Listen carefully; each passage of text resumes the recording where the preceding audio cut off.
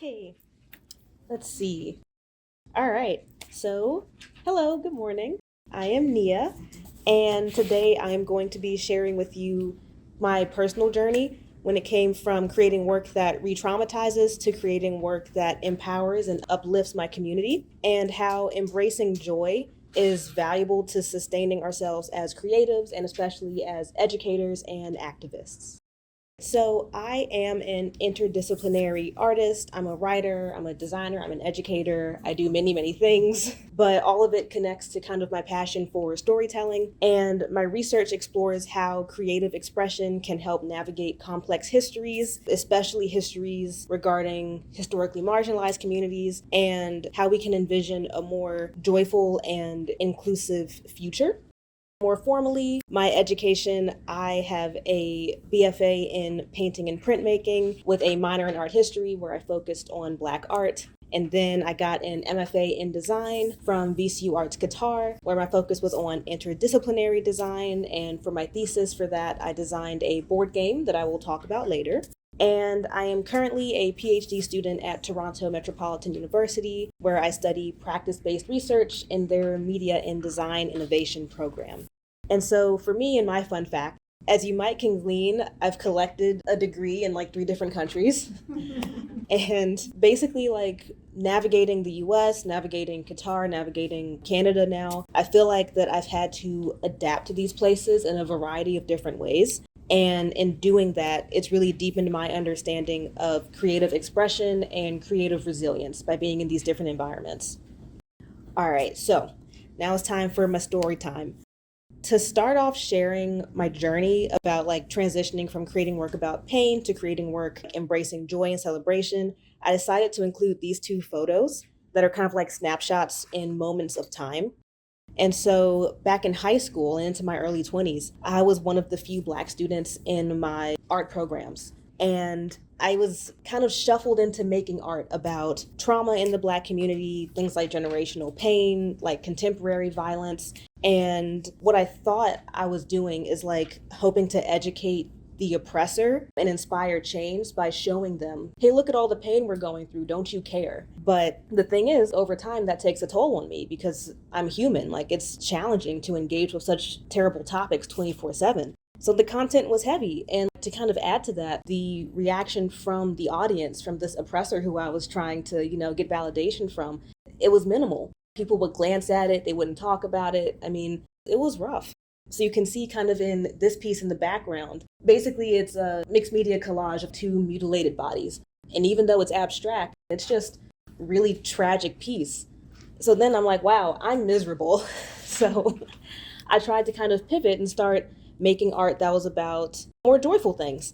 And I distinctly remember I drew a picture of my baby brother, who was that roundhead child right there. He is 13 now, so there's that. But back then, when he was round and cute, I wanted to draw a picture of him playing bubbles.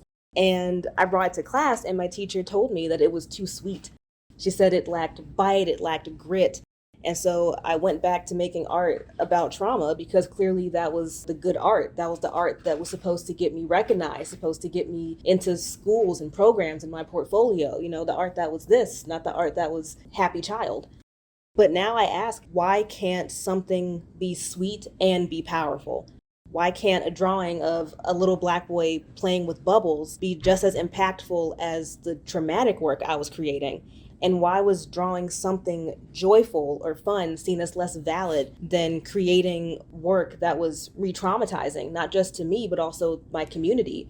But I didn't begin this transition in thought until I was well into my MFA program, where during my final year, it was the middle of COVID and Black Lives Matter, and I was stuck in Qatar, and I was just feeling really uninspired with my thesis, which at the time, it was about the way that African American language is appropriated and discriminated against, and none of that made me happy. I mean, I was miserable. It was still just highlighting the pain in our community and how unfair things are. And the thing is, if you're doing a thesis, you need to love it. It needs to be your baby because you're carrying it for multiple years, putting all your energy into it. And so me doing that particular topic, I didn't love it. It wasn't my baby. And so one night I was frustrated And so I stopped working on my thesis and I made some doodles. And so I drew a pumpkin and I drew two little girls jump roping.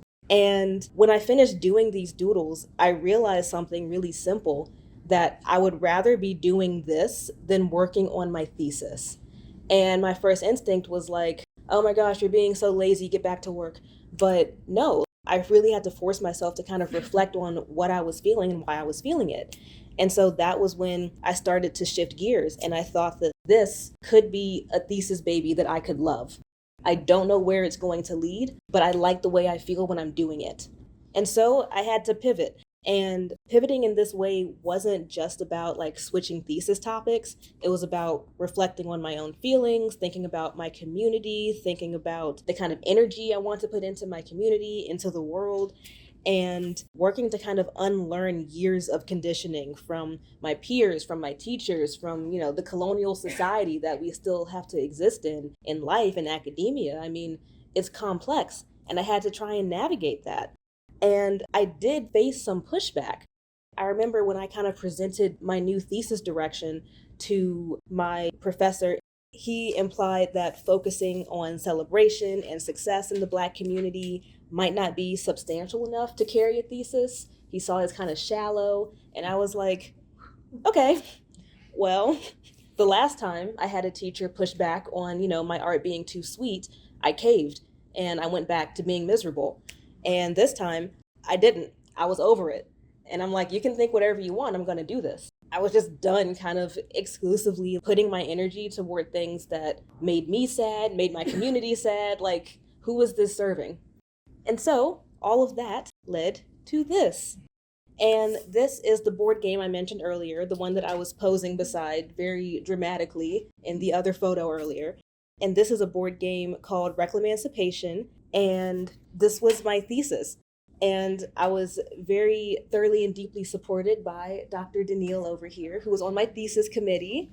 And it's really incredible how like that simple drawing of three little girls and a pumpkin led to this, not just in a visual way, but every detail of the game, the imagery, the colors, the characters, the cards, the way you win the game itself, the way it functions. It was all shaped by conversations with the Black women's community about our pains and our joys. And in talking to them, it was revealed quite quickly that we have a lot of stuff to talk about, far beyond just the trauma that we've experienced. And basically, the game functions as a space where we can process our emotions, we can share memories, we can laugh, we can cry. And if someone, outside the Black women's community does want to engage and learn more about us as people, then they're welcome to come in. But my intention for this game was not to educate the oppressor. It was to kind of uplift and empower my community and to highlight our voices. And basically for me, I've really stopped using my creative energy to try and change the oppressor or seek their validation. And so all of my creative energy pours into empowering my community, which I feel is a form of resistance in itself. Because simply put, if the oppressor defines us by trauma, then we're going to counter that by celebrating and promoting our joy, period. So fast forward, and I'm keeping this kind of line of thought of celebration and joy and Black women's voices.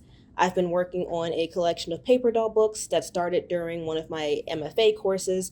And this doll series, it focuses on celebrating diversity within the Black community and encourages imagination and play.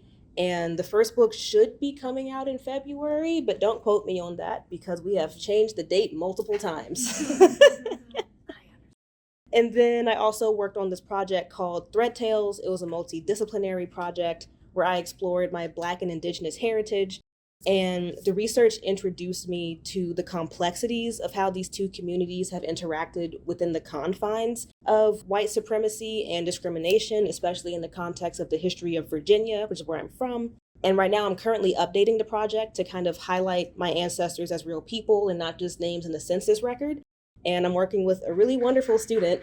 Well, she's my former student, but I'm really proud of her. Her name is Amano Mokhtar. But I show you guys these kind of projects moving forward because it's this idea that like you can pivot the way you think, the way you approach your creative energy, all of these things, and it has like a lasting, resounding effect. And it's not just toxic positivity, it's kind of you being able to acknowledge that there's joy and there's pain and that we are all nuanced individuals, nuanced community, that kind of thing. And last, just to kind of touch on my PhD research, it is very early in its stage of development, but this is kind of what I'm working with, in that there's an emphasis on storytelling, on the intersections between play and joy, Blackness, femininity, all of these different things as it pertains to Black women. So overall, in my academic practice and my creative practice, I weave together play, history, fiction, memory, joy, celebration, good vibes wherever possible, because we need that in order to kind of counter anything we're talking about that is painful, is traumatic, because we can't navigate that without having something to balance it off with. So to close off, I've included a quote by our recently dear departed Frankie Beverly, whose music was the soundtrack to Black celebration. You hear it at weddings, you hear it at prom, you hear it at cookouts, okay? It's a vibe. And joy and pain are like sunshine and rain. It's a bit corny, but it does get to the point. And so I have a handout for you all. I have a takeaway. It is in the back. And basically what it is a starting point for you all to kind of think about incorporating creative resilience in your own practice as a creative, as an educator, maybe in your work with your colleagues, with your community. And my brother helped me make the kits, so the ones in the envelope he helped me with, and it just kind of has like some starting points. Yeah, he's 13, but he still cares, okay? He has his moments. And then if you just kind of want a copy of the takeaway by itself, there's just some plain copies back there as well. And that is all I have for you all today. Thank you.